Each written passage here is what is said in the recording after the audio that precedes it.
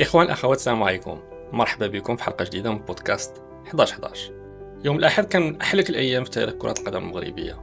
صحيح أن المنتخب السنغالي كان منذ البداية من المرشحين البارزين للفوز بهذا الكاس، ولكن كنا كنمنيو النفس أننا بما أننا كننظموا هذا الكاس هذه وسط بلادنا وسط الجماهير ديالنا ومع يعني التشكيلة والمواهب اللي عندنا، كنا كنمنيو النفس أننا نكونوا قادرين أننا نربحوا هذا الكاس هذه ونفكوا العقدة اللي تستمر منذ 1976.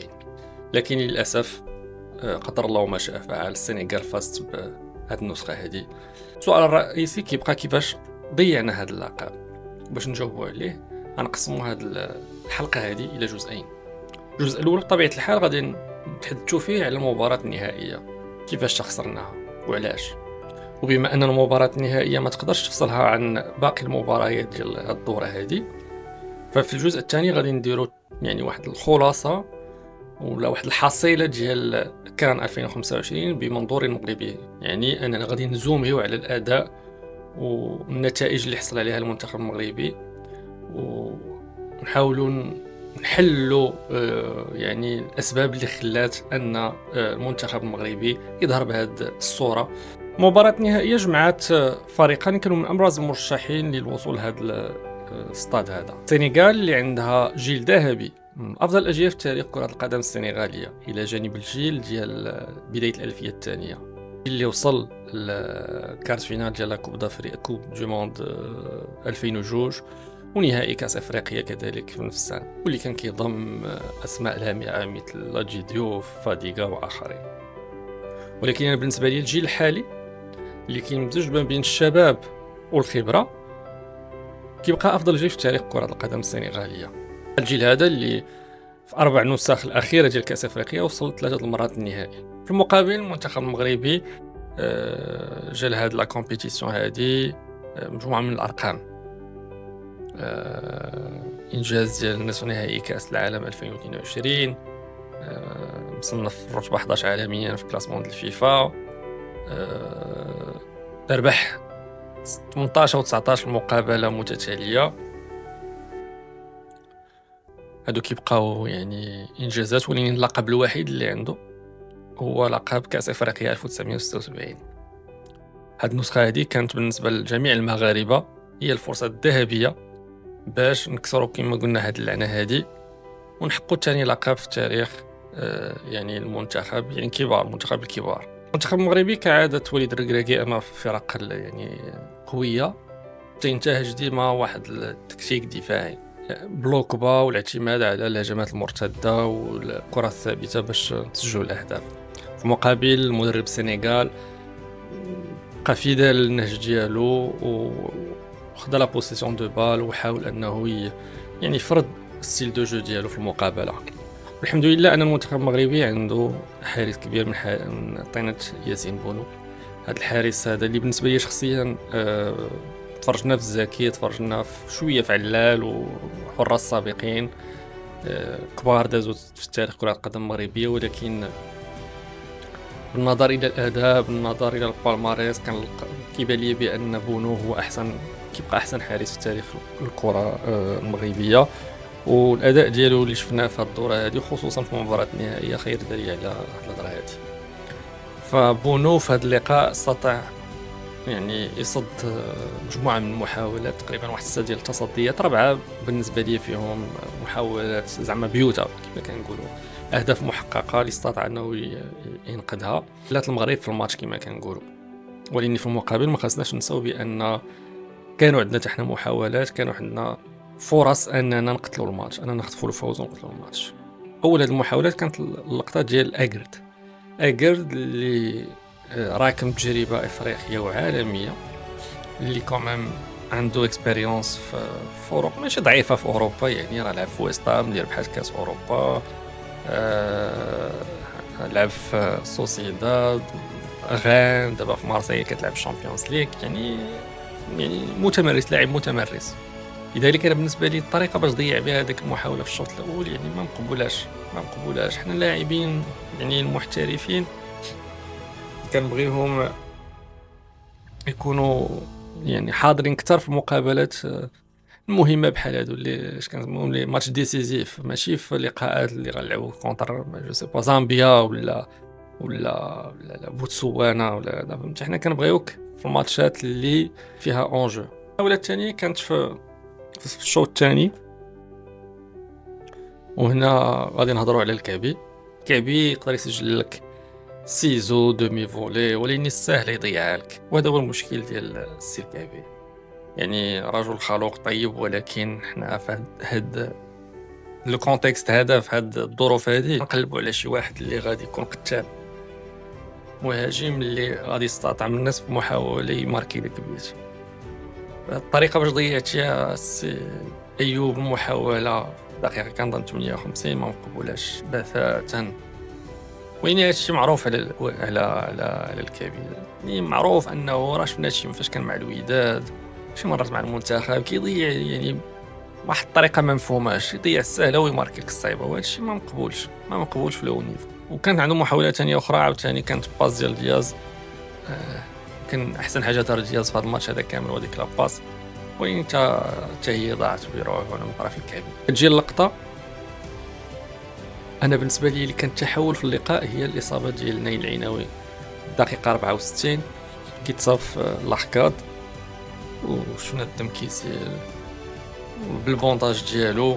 يعني هذيك الدقيقه بالضبط المنتخب المغربي قبل هذيك الدقيقه ماشي هو المنتخب اللي مورا الدقيقه 65 ولا 64. يعني كان ميتامورفوز، تغيير جذري في الاداء ديال المنتخب.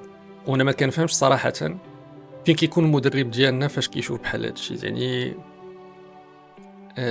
غادي نجيو عليها في هذه الحلقه هذه، مي الدقيقه 65 من تبليس نايل كان خاصو ان شونجمون، والشونجمون بطبيعه الحال غادي نشوف ان بروفيل اللي لايق للمقابله. فهذاك لو بون اللي عندك، هذوك اللعابه اللي جبتي،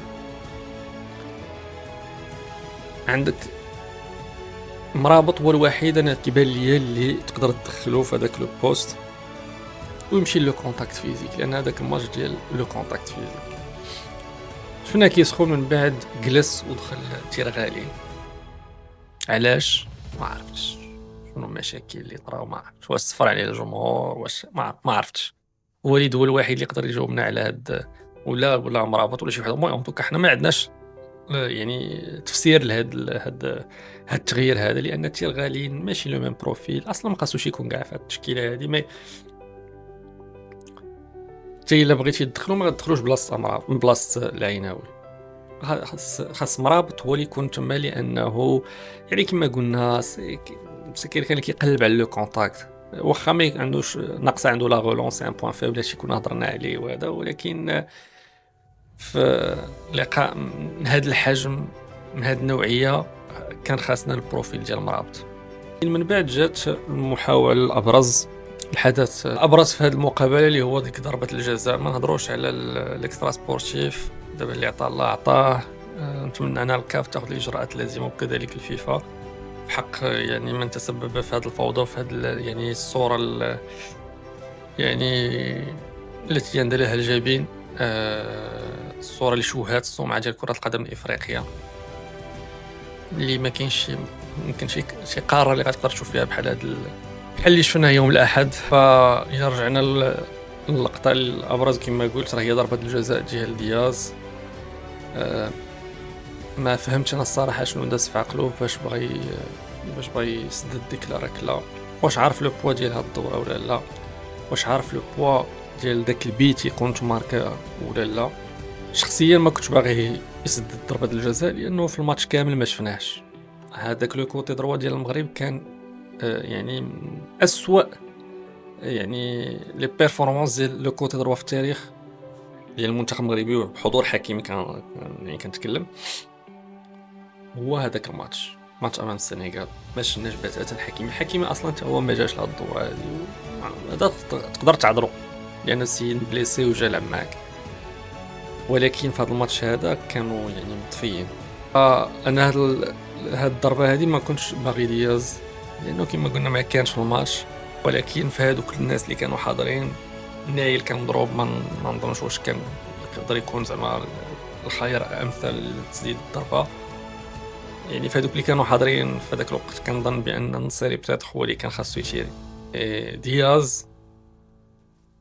حتى الا افترضنا انه باغي يتيري ما الكره ما كتلعبش بحال هكا، يعني هذاك استهتار بمشاعر المغاربه، يعني وصعيب باش نساو ليه هذا الخطا اللي دار. هذاك تسمى خطا مهني، يعني خلينا من المشاعر، خلينا من هذا كيتسمى خطا مهني. انا كتشري بانينكا دقيقه 98 اللي 2 دقائق كون ماركيتيها 2 دقائق ابخي كان الاربيتر غيصفر وكنا غنقول هضره اخرى دابا. ولكن المهم قدر الله ما شاء فعل، اختاريتي هذيك الطريقه. ما نظنش واش ان المغاربه غادي نساوها لك رابيدمون، يعني باش المغاربه يقدروا يمسحوا داك البينالتي، هذيك التصويره ديال داك البينالتي من الذاكره ديالهم. صعيب، خاصك دير شي انجاز يعني خيالي باش ان 40 مليون تنسى داك الطريقه يعني مستهتره في تنفيذ ركله الجزاء. اذا تضييع ركله الجزاء خرجنا من الماتش، والناس اللي كيعرفوا كره كيفهموا بان يعني مورا ظروف بحال هكاك يعني الخصم ديالك كيولي عنده لاسونطون بسيكولوجيك عليه، لانه بالنسبه لي كيحسب انها كانت اون انجستيس، واخا ما كانت الانجستيس لا والو، بينالتي شرعي 100%. ولكن بالنسبه لي هو كان ضحيه ديال ظلم تحكيمي وضاع البينالتي. دونك بالنسبه لي صافي راه كيولي عنده داك الحافز انه يربحك. وهادشي اللي شفنا يعني دقائق بعد بدايه الاشواط الاضافيه تمارك الهدف. كملنا الماتش ب10 ديال اللاعبين بعد اصابه ايغامان، وهادشي اللي كيقودنا للحديث عن التغييرات اللي كانوا تا هما ان بوين ديتيرمينون، عامل حاسم في هاد المقابله هذه، مصير هاد المقابله هذه. السي وليد الركراكي معروف عليه منذ توليه قياده السفينه ديال المنتخب المغربي انه ما كيعرفش يقرا المقابلات.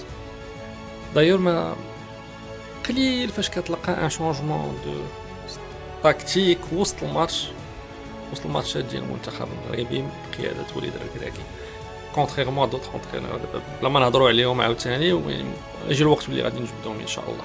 المقابله كذلك لاحظنا لاحظنا نفس الشيء، هو ان التغييرات في غير محلها ومعطله. هذا هو المشكل الكبير. التغيير الاول كان الدقيقه 80 كنظن، كان خروج السموس والكعبي ودخل النصيري والتيرغالين. الكعبي كان خاصو يخرج لانه عيا ضيع محاولات، صافي هذاك هو خرج من الماتش. والخنوس انا كنت باغي يبقى، ما عرفتش واش كان عيا ولا لا، مي كنت كنفضل ان الصباري يخرج ويبقى الخنوس واحد شويه، وعاد من بعد بدات في الاشواط الاضافيه نبدلوه. والتغيير اللي موراهم كان التغيير ديال ماسينا اللي تصاب ودخل بلاصتو سي جواد الياميق. كان واحد الثغره كبيره في الدفاع ديال المنتخب المغربي، والهدف راه واحد 50% منه. وعاوتاني في التغييرات كان خرج الصيباري ودخل بلاصتو صلاح الدين. دونك بغينا نرجعوا نلعبوا 3-5-2. المزراوي غيلعب مع الياميق واقرد في الديفونس، وصلاح الدين يلعب في لي كوتي غوش مع حكيمي كوتي دروا. ولاني غير تماركا البيت ديال السنغال دار دي شونجمون. الركراكي خرج مزراوي اللي كان عنده من افضل اللاعبين في المقابله، علامه استفهام زعما صراحه والله ما كتفهم. خرج المزراوي ودخل ايغامان، وخرج كذلك دياز ودخل بلاصتو خماش. دياز كان دقيقه 60 كان خاصو يخرج، ما خاصوش يبقى في التيران. يعني هنا كتبان لك الشخصيه ديال المدرب. رجوع الهدف راه المسؤوليه ديالو مشتركه مجموعه ديال اللاعبين. قلنا العيناوي ضيع الكره ولكن حكيمي ما فهمتش انا شنو يعني كيفاش تقرا هذه اللقطه هذه. انت قدامك هارب عليك داك اللاعب، علاش ما تلحش عليه؟ شدو، ما عندك لا صفره لا والو، وانت في الاشواط راه قريب يسيف لي الاربيط يعني نشوف البينالتيات. علاش ما تلحش عليه؟ علاش ما تشدوش؟ يعني انت كتلعب في البي جي، لعبتي في دورتموند، لعبتي في لانتر، لعبتي في مدريد، كاع كتعرف هاد لي فوت تاكتيك بحال هادو، زعما ماشي ابجديه ديال كره القدم. علاش خليتيه يكمل؟ وعاد زيد الطامه الكبرى هو السي الياميق. ما فهمتش انا الياميق واش هو اللي خاصو يدفع المهاجم ولا المهاجم اللي يخليه انه هو يحزوا من الشون دو تير ديال لو بوتور سينيغالي. ما فهمتش انا كيفاش هذيك لا ديفونس ديالو، هذاك لو شوا ديال ما عرفتش.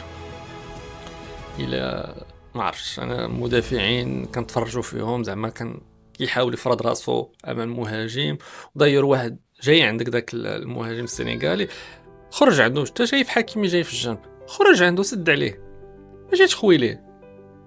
واخا دفعك انت دفعو، راه انت انت اللي خاصك تفرض يعني القوه ديالك كمدافع، خاصك انت تفرض القوه ديالك على داك المهاجم. دونك هنا في هذا الخطا بالنسبه لي مشترك بين ثلاثه ديال اللعابه. وبطبيعه الحال اون فوا ايغرامنت تبليسار كنا ب10 وما قديناش ما عدا المحاوله ديال اغيرد في كره ثابته اللي ضربت في البوطو، ما تبقى ما درنا والو.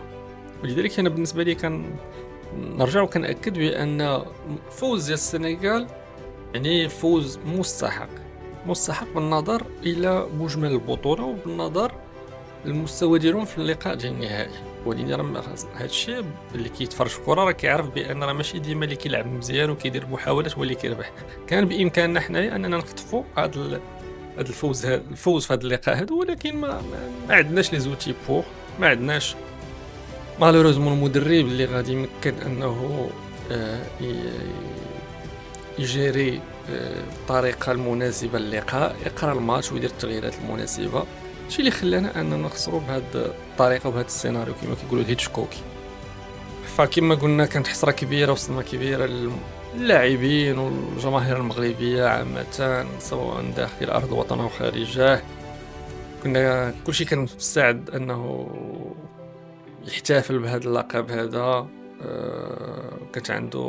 تكون عنده واحد النكهه خاصه، خصوصا انه جا يعني كانت ماتش في بلادنا، يعني ظروف رائعه فاش دازت فيها هاد النسخه هذه، ملاعب عالميه جوده عالميه. يعني اي مغربي خاصو يفتخر بهادشي اللي قدموا المغرب من ناحيه تنظيميه.